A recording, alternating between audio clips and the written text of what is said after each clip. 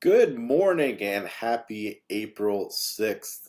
It's a Monday and this show is being recorded very, very early. I have to get out early this morning, so this is an early show. So we're just going to be talking Epcot. So if something happens in the next few hours, news cycle wise, in the theme park world, this thing is getting recorded before it because it's like 6 a.m. So I might miss the cycle here. But because of that, I kind of want to talk Epcot this morning. So we're going to jump into Epcot because it's one of my favorite theme parks, and I'm going to do like a top five favorite attractions at Epcot. But I have a couple fun stories as well to talk about Epcot. Uh, one of which is the amount of times I have been in Epcot in a rainstorm is a lot. And sure, it rains a lot in Florida every day. But like downpours that I've gotten stuck in countries. I got stuck in Canada, which love Canada, love our friends from the north, but there's not much to do in Canada at Epcot. And I got stuck in Canada for like 90 minutes because lightning was like hitting Epcot, literally hitting Epcot. Some of the loudest thunder I've ever heard in my life. Yeah, got us kind of stuck there for a while. But it's such a great park in the rain. You can get stuck places. Got stuck in France too. Not as bad because then got on Remy's and had a crepe and not as bad of a place to get stuck. But I've been stuck in those two countries in rainstorms before, and then you're flooding around and it's craziness. But yeah, the rain is normal in Florida, obviously. Happens, especially during the summer. It happens every single day. It's going to be a downpour, but me being a California Southwest kid, we don't see as much rain, so it's really cool when it happens. And, getting stuck in these different countries from time to time is a unique experience. So, just had to share that it's just really cool. And then whenever I go to Epcot, I divide it almost into two separate parks. You have the front of the park, which has its whole feel, and then the back of the park, which is, around the World Showcase, showing its thing. And the World Showcase, I think, is one of the coolest things at any Disney park. This is just my opinion, because you have all the different countries, all the different food, all the different shops, all the different people. I just find it to be such a cool experience that I find myself like being there for days. And then the front of the park has its whole feel to it as well, which a lot of stuff has changed over the years. They've done a lot of construction in this park in the past 10 years, especially in the front. Um, and I think it's cool. So Epcot's one of my favorites, and one of those ones I try to spend as much time as I possibly can when I get to Florida. That said, I'm gonna do my top five favorite Epcot, wow, Epcot attractions right here, right now, because why not? So let's just get right into the top five. At number five, I know this one's a little controversial. Some people really like it, some people really don't.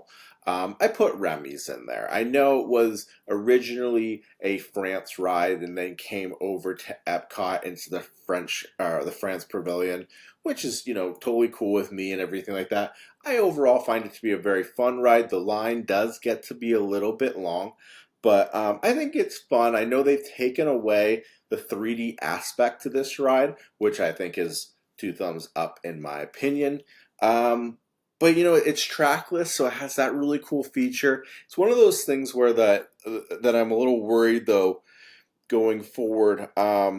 Disney's really getting into this trackless thing, which is great. I'm all for it, but it feels like they're all in on trackless. Not everything needs to be trackless.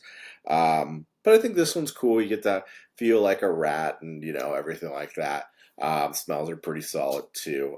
Little screeny, a little too much screens in my opinion, but still a lot of really cool features throughout the ride that I give it. At least fifth on this list. Coming in at number four, I got Frozen Ever After. Big fan of the Frozen movies, therefore like this ride. I know it's the same track as Maelstrom, which was there before Norway Pavilion. But I have a lot of fun with this ride. I know it's good for all ages and everything like that. But me being a Frozen fan, really hard to keep it off of this list. I know this line also does get pretty long from time to time. Good to get the lightning lane on this one, but it's got to go at number 4 for me. Number 3, I love this attraction, and you know, if it could come over to Disneyland in some way, shape, or form, it would do wonders. And that's Living with the Land. Slow boat ride. You just get to look at plants. Great music. Super relaxing. Um, I am a big fan of this one, especially during the summer to get out of the humidity. You know, I wish they had some version of this in DCA or something like that, because it's just a slow, calming, gentle boat ride, and it's just nice. Like I'm just a fan, um, across the board. So coming in at number 2, I have Test Track, and I know this thing has seen multiple different versions throughout the years. But I think this is overall just a really cool ride, and this list does not feel complete without Test Track on it. Um, so I have to put it somewhere. And on this list, it goes in at number 2. Not too much more to add on to that one. I would say, though, Radiator Springs Racers at DCA is better than Test Track. Put Test Track at 2.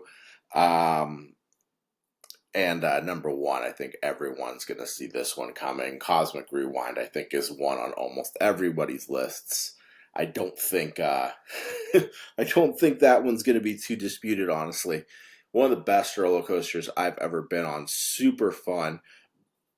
I every single time I go, I have to get on it at least multiple times just because it's such a great ride. Um, I don't really have much to say to it. Great line too. Great cue.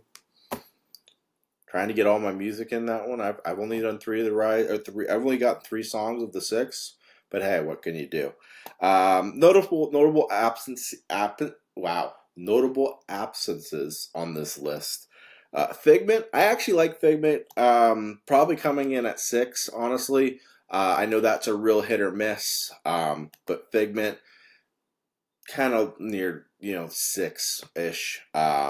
He doesn't get on my nerves as much as other people. Soaring, I kind of don't even put it on this list. I see it more of a DCA thing. I think they should have Soaring over the world, around the world all the time, and have over California in California. I guess it'll be interesting to see what this 250 is all about when it happens. I think that's just Disney DCA though. Maybe I don't know. I haven't. I know it's happening at DCA. Maybe it's happening at Epcot as well. Finding Nemo ride. Actually, I do like that. I like the whole sea pavilion. Big fan of the whole sea pavilion with Turtle Talk with Crush. Yeah, I'm big fan, especially during the summer. Big fan of that pavilion right up there in the front. Spaceship Earth, solid. Nothing bad to say about it, but nothing really blowing my mind on it either. Just kind of a ride that will live forever. It feels a little dated, but you know, you got to go on it when you're Epcot. But it's like there's not much to say about it at this point. Mission Space, awful, one of the worst rides out there. And the 3 Caballeros in Mexico, I like that one too, but it just doesn't make its way into the top 5. And I think that pretty much wraps it up. I didn't really include a lot of the shows. They kind of fall a little bit more down on the list for me. As I will say this, I have seen that Oh Canada show way too many times because of being stuck in Canada for that one trip. But yeah, guys, what do you think of my list? What do you guys think of Epcot as a whole? I think it's one of the best parks, not only at Disney World. I think it's one of the best parks ever. I just love it. I just love the whole country feel, the shopping, the interacting with people, the food, the drinking around the world, all of it is just such a fun experience. And it's in such a great location with so many of the resorts right next to it. It's super easy to get in and out of the park, in my opinion. Other people may have different gripes with that. The only downer with this park, which makes a lot of sense with the amount of stuff that's in it, is it's massive. It takes a distance to get to the front, to the back. It's a big park. It's a big park, especially in the rain, especially in the humidity. So for this morning, that's all I got. As I said, early morning show, but all Epcot this morning. We'll be back tomorrow. If anything breaks during the day, that will be tomorrow's show, more than likely. So I'll see you all tomorrow.